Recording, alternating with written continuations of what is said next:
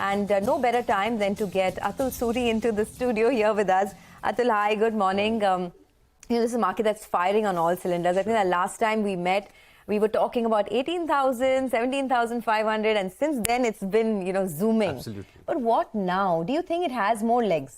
I do think so. I mean, I have been sharing this target earlier also, 21,500, which sets it about 12% or so from here.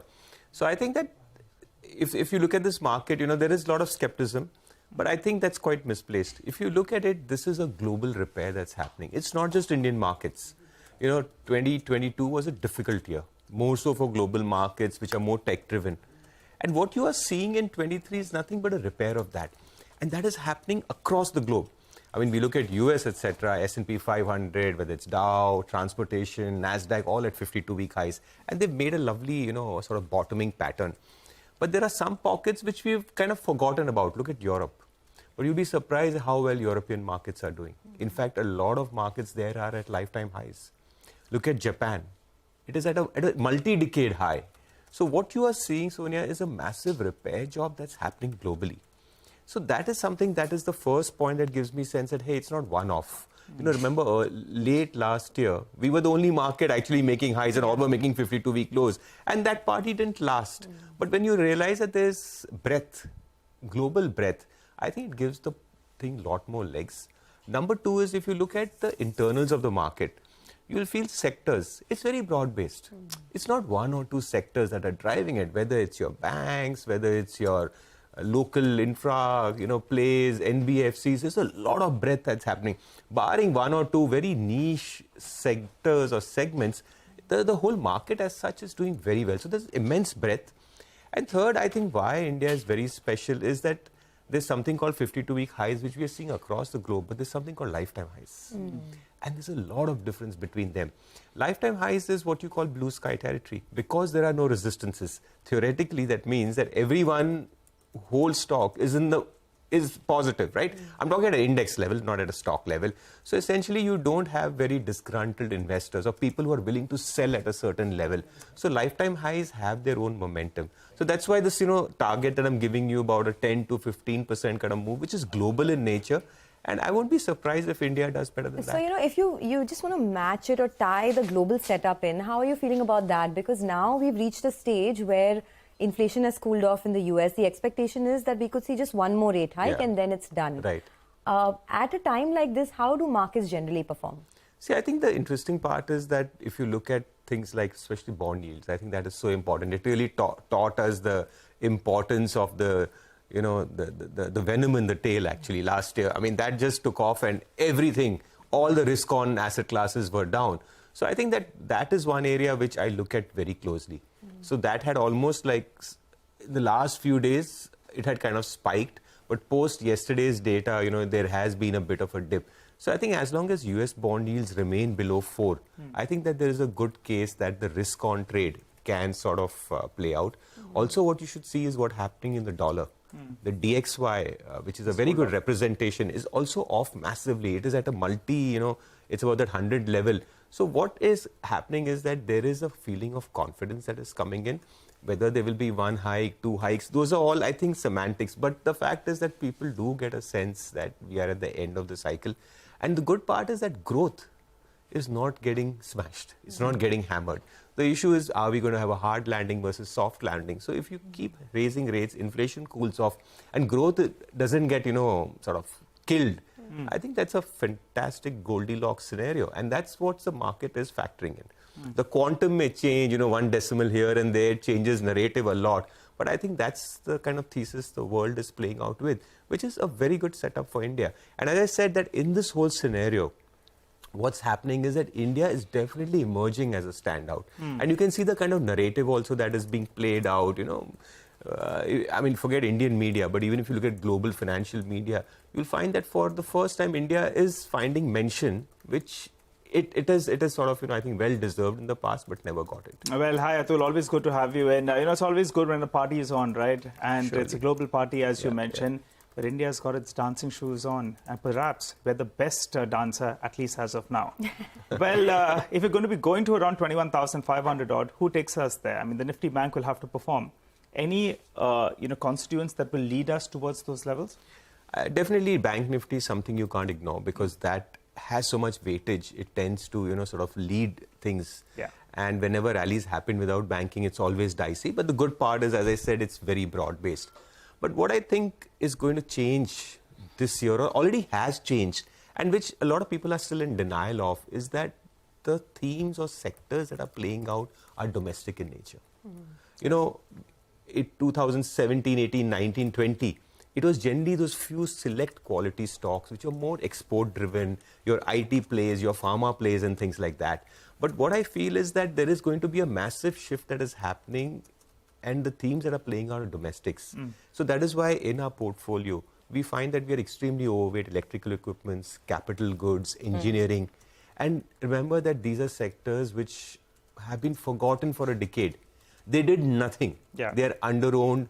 And my memory, if it's right, when these themes or these sectors play out, you see that the move is not about 6 months. You have to go back between 2003 and 2008 and see that when these sectors move, I mean, my models tell me that it's almost a revival of the capex cycle. And if that plays out, these stocks do very, very well. And for us, the litmus test is going to be the quarterly numbers are coming out.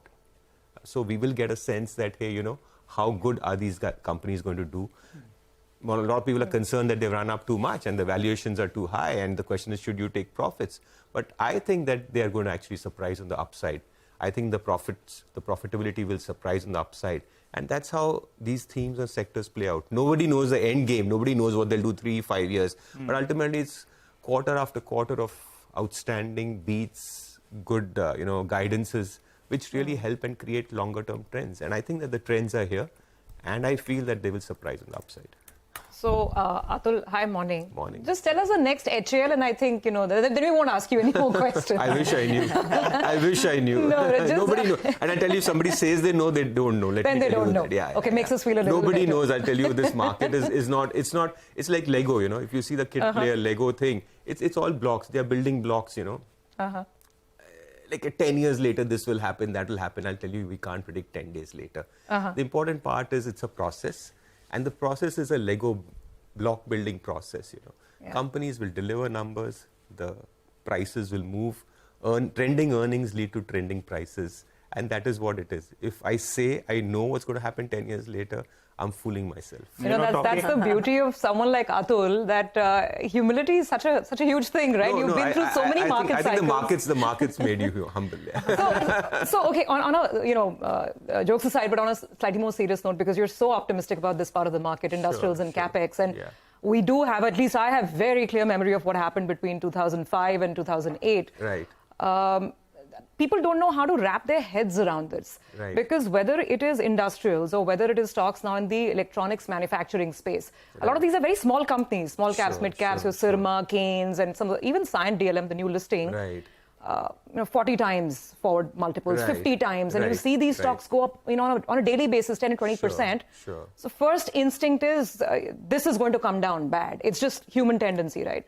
So you might have a big miss happening there. So how do investors wrap their heads around this and get ready to play this big cycle? I mean, what is a perfect PE?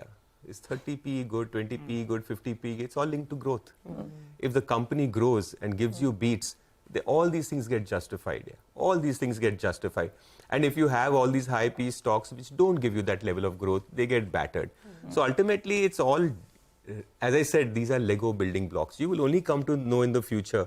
I will show you many companies which are 70 and 80 Ps and have gone to create, in fact, the biggest wealth creators in the country were never cheap. The biggest wealth creators were never cheap. They always, and every time people kept cribbing and cribbing and cribbing. But the fact is they kept delivering numbers. And the moment you do that, it gets justified. And remember, we are using historical, right? Forward, we don't know. If the beats come, suddenly these things keep getting adjusted down. And So don't let PE scare you when you're talking about capex and I guess it's not a very simple number that you can look at it in a very linear fashion and you can divide it across the market for all stocks. Every company has its dynamics. I think PE is more of an art.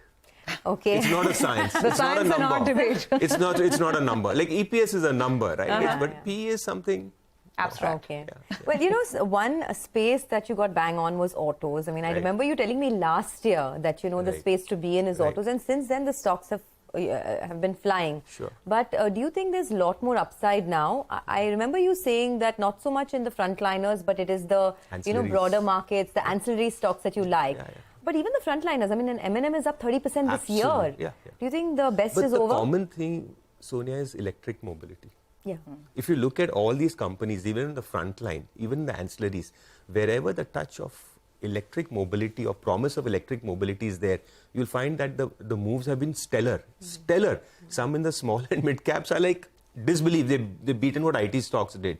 So I feel that if you can, even in auto, because you know it's such a big theme, your frontline stock, ancillaries is such a big universe. If you're able to identify the theme of electric mobility, I think that is where, you know, you find that there's a lot of It's not interest. too late to get in. Absolutely not. Yeah. Absolutely not. Like in my portfolio, I have a large exposure, but to auto ancillaries which have an electric side to it, you know, and substantial. I think that those have done very well. And again, it's not global. It's not just happening in India. It's not that, you know, we are gone out of the whack or we are doing stupid. It's happening globally if you really see. There's a lot happening. This can dramatically change a lot of things, you know. So that's why I like that theme. And in that theme, specifically, because ultimately, you know, you have limited bullets. Yeah. You can't really buy 100 stocks. Yeah, you have to buy 2 or 3. Yeah. So I think electric mobility and also maybe premium biking, right? If I look at a Bajaj. That's for rich people for like you. Bajaj or You know, all these fancy Biking shoes. yeah, biking shoes, bikes. And I see him whizzing in the streets of Bandra, you know, like on all his fancy bikes and his fancy He's Jordans. contemplating between a Harley and a Triumph. And wearing the latest Jordans that, you know. Absolutely. You've got the moves, you've got the look. Speechless. Nigel is He's into speechless. jewelry, you know. I'm just saying, says someone who's living in Pali. He's into jewelry, you see. Premium bikes and Jordans. I mean, just to clear the air, just one bike, but I'm hoping to get the other one. But a connoisseur knows, one connoisseur knows another. No, So you're- There you go. Thanks, Sonia. Back me up. But, you know, Atul, getting back to the markets, a couple of things that have worked out. And you were saying cooling of commodity prices are very positive for India. Yeah.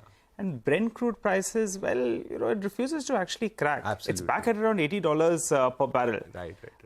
What kind of levels are you looking at on Brent? And as well as the dollar index, you briefly spoke about it at the start of this conversation. Yeah. Is that headed much lower? Because these are going to be two big positives for India. I totally agree. In fact, commodities is something which I really watch, you know, very closely, because definitely they are raw materials, and we know how profitability gets affected of these companies. We saw that last. And crude really is not just a demand-supply game. It is total politics, and it's actually cartelization. And if you look at the way the Saudi is at it, they are like determined to do whatever is to keep prices higher. Yeah. So Brent, as I understand it, or as I look at it, it's stuck in the 70 to 90 kind of range.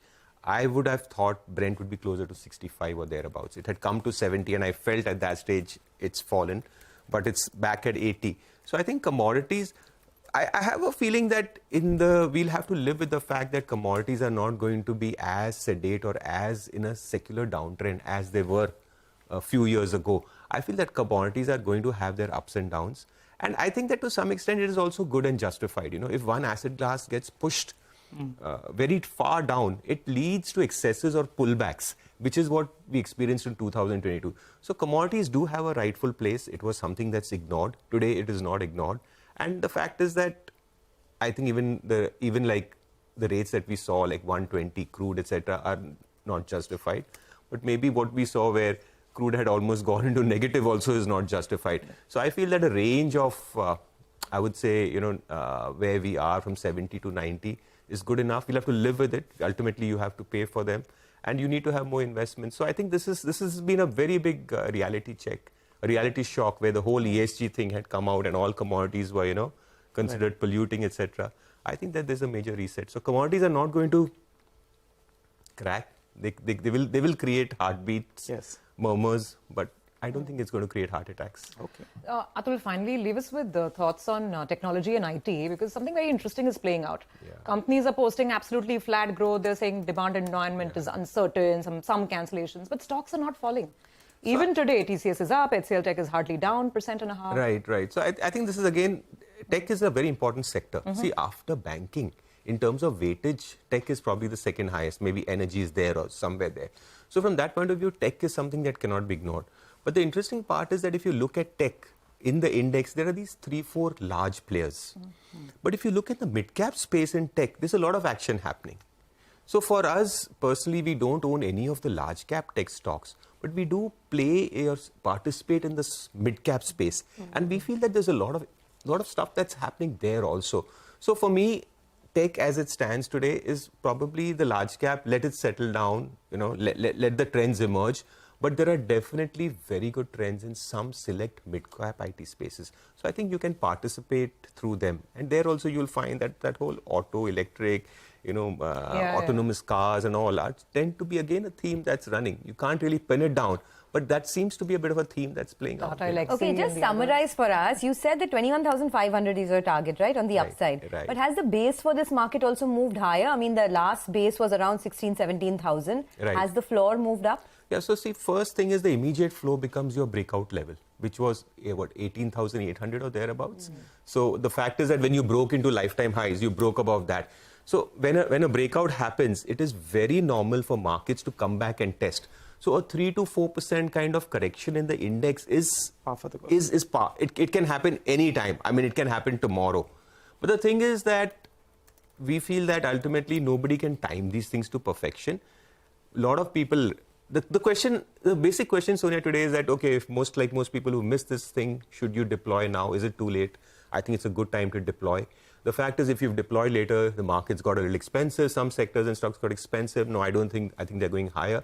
And third is, should you wait for a correction? Yes, a correction will come. Definitely will come. But can you time it? Who can get a 3%, 4%? It's great for an intraday trader or a short-term trader. But for most investors, it's not going to matter whether you invested at 19,400 or 18,800. So I think 18,800, for a short-term point of view, becomes a very important level because that's the breakout level. And markets do test it or get somewhere there. And if that holds, I think it's fantastic. Okay, all right, Atul, Thanks. as always, pleasure having you here with us. Very much. And Thanks, I hope the two of you go riding together in Bandra. He's a celebrity. He's a So are you, I didn't know, So Atul, are you're a you. biker? I'm not a Not a biker. No, not. two-wheeler. Maybe you can I learn. own two-wheeler stocks. That's a better That's a discussion for another time. It's a non-depreciating asset. All right, Thank you. a lot. Thank you very Thanks a much lot. for joining Thanks, in. guys. Thanks.